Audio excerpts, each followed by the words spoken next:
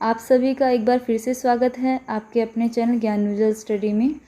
आज हम हिंदी भाषा विज्ञान के कुछ महत्वपूर्ण तथ्यों को पढ़ेंगे जहाँ से प्रश्न बनते हैं, और ये आपके लिए बहुत ही ज़्यादा मोस्ट इम्पॉर्टेंट है। अगर आपकी परीक्षा में भाषा विज्ञान से या हिंदी भाषा से अगर आपके प्रश्न भाषा टॉपिक अगर आपकी परीक्षा में आ रहा है तो ये वीडियो आपके लिए बहुत ही ज़्यादा महत्वपूर्ण है। तो चलिए क्लास को शुरू करते हैं। तो पहला है, भाषा शब्द संस्कृत भास धातु से बना है। क्या कह रहे हैं इसमें कि भाषा शब्द क्या है, संस्कृत की भास धातु से बना है। धातु का अर्थ पहले बताइए क्या होता है। धातु का अर्थ होता है जो क्रिया होती है, क्रिया का जो मूल रूप होता है उसको क्या बोलते हैं। संस्कृत में क्रिया का जो मूल रूप होता है उसको धातु बोलते हैं, ठीक है। जैसे पठ, पठ पढ़ना, ठीक है। पठ धातु से क्या बनता है, पढ़ना। इसी तरीके से भास धातु से क्या बनता है, भाषा। तो भाषा शब्द संस्कृत की भास धातु से बना है। और ये परीक्षा में प्रीवियस ईयर देख लीजिए पूछा भी गया है कई बार कि ये संस्कृत के किस धातु से बना है या भाषा शब्द किस धातु से बना है, ठीक है, जिसका अर्थ है बोलना या कहना। चलिए अगला है, बोली का क्षेत्र जब थोड़ा विकसित हो जाता है तो उसमें साहित्य की रचना होने लगती है और क्या बन जाती है, वो भाषा बन जाती है। क्या बन जाती है, भाषा बन जाती है।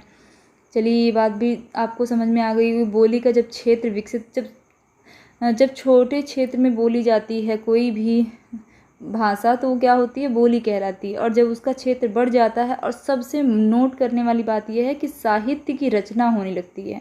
क्या, जिसमें साहित्य की रचना होने लगती है तो क्या बन जाती है, भाषा बन जाती है। चलिए, देवनागरी लिपि का सर्वप्रथम प्रयोग जयभट्ट के शिलालेख में मिलता है। नोट कर लीजिए इसको भी।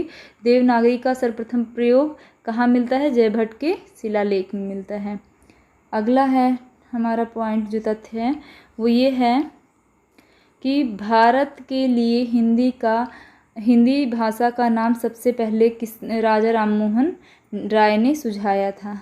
अगर आपका प्रश्न पूछा जाए आपसे कि भारत के लिए हिंदी भाषा का नाम सबसे पहले किसने सुझाया, तो किसके द्वारा सुझाया गया, राजा राममोहन राय के द्वारा सुझाया गया। चलिए आगे है हमारा प्रश्न, तमिल, तेलुगु, कन्नड़, मलयालम द्रविड़ भाषा परिवार की भाषाएं हैं। तमिल, तेलुगु, कन्नड़ और मलयालम, ये चार जो हैं वो द्रविड़ भाषा परिवार की भाषा है। अच्छा ठीक है, तो हिंदी कौन से भाषा परिवार की भाषा है, तो हिंदी जो हमारी है वो किसकी, भारोपीय भाषा परिवार की भाषा है। और आगे जान लेते हैं, विश्व की लगभग 3000 भाषाओं को 13 भाषा परिवार में बांटा गया है। कितने भाषा परिवार में बांटा गया है, 13 भाषा परिवार में। उसी में से एक द्रविड़ भाषा परिवार की भाषा के बारे में ऊपर बताया गया है। तमिल, तेलुगु, कन्नड़, मलयालम, ये क्या है, द्रविड़ भाषा परिवार की। इसी तरीके से भारतीय भाषा परिवार में क्या है, हिंदी है। चलिए आगे देख लेते हैं। अगर आपसे प्रश्न पूछा जाए विश्व की लगभग कितनी भाषाएं हैं और कितनी भाषा परिवार हैं, तो 3000 लगभग भाषाएं और 13 भाषा परिवार में बांटा गया है। किसको, पूरे विश्व की भाषा को। चलिए फिर उसके बाद अगला तथ्य हमारा है, जयपुरी बोली का स्थानीय नाम ढूंढाड़ी है। क्या है, ढूंढाड़ी।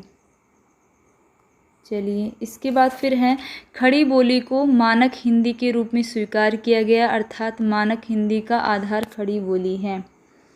खड़ी बोली को किस हिंदी के रूप में स्वीकार किया गया है, मानक हिंदी के रूप में।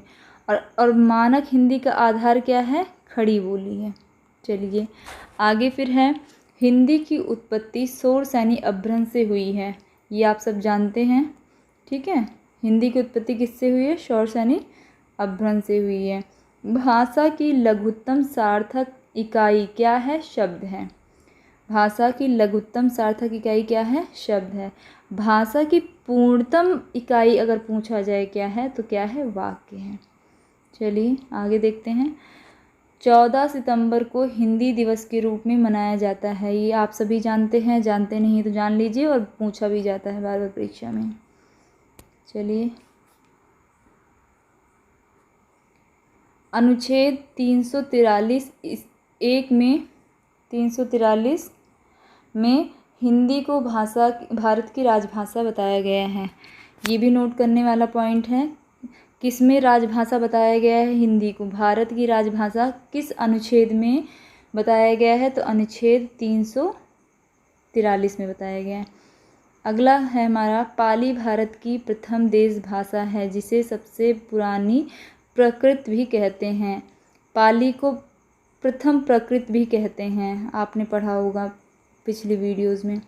पाली भाषा भारत की प्रथम देश भाषा है, ठीक है, जिसे पुरानी प्राकृत भी कहते हैं और क्या कहते हैं? प्रथम प्राकृत भी कहते हैं।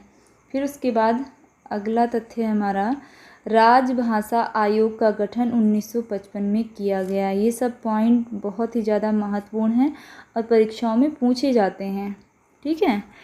हाँ जी, संस्कृत को हिंदी की आदि जननी कहते हैं, आप सभी जानते हैं ये चीज़। हिंदी भारोपीय भाषा परिवार की भाषा है। हिंदी कौन से परिवार की भाषा है? भारोपीय परिवार की। और ऊपर हमने द्रविड़ भाषा परिवार की भाषाओं के बारे में पढ़ा था। भारत भाषा का सबसे सॉरी ये गलत लिखा हुआ है यहाँ पे, ये भारत नहीं आएगा यहाँ पे। भाषा की सबसे छोटी इकाई जो है वो क्या है? वर्ण है। ये भी पूछा जाता है परीक्षा में। खड़ी बोली हिंदी का प्रथम कवि कौन है? अमीर खुसरो हैं।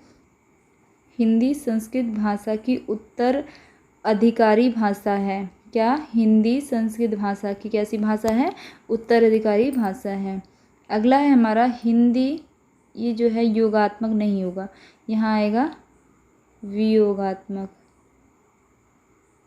वियोगात्मक हिंदी जो है वियोगात्मक और श्लिष्ट भाषा है। कैसी भाषा है? वियोगात्मक है और क्या है? श्लिष्ट भाषा है। फिर उसके बाद आगे आ जाते हैं, हिंदी खड़ी बोली का नाम कौरवी है। हिंदी खड़ी बोली, हिंदी का अन्य नाम क्या है? कौरवी है। हड़ौती व ढूंढाड़ी पूर्वी राजस्थानी की क्या है? बोलियां हैं। ये सारे पॉइंट्स आप नोट कर लीजिए और इसको बार बार पढ़िए क्योंकि ये परीक्षा की दृष्टि से बहुत ही ज़्यादा महत्वपूर्ण है। भाषा विज्ञान अगर आप पढ़ रहे हैं तो ये सारे पॉइंट्स आपके लिए बहुत ही ज़्यादा इम्पॉर्टेंट हैं। तो ये वीडियो आपको कैसे लगी ज़रूर बताइए, और चैनल पर अगर पहली बार आए हैं तो चैनल को सब्सक्राइब कर दीजिए और अपने दोस्तों के साथ इस वीडियो को शेयर कर दीजिए। धन्यवाद।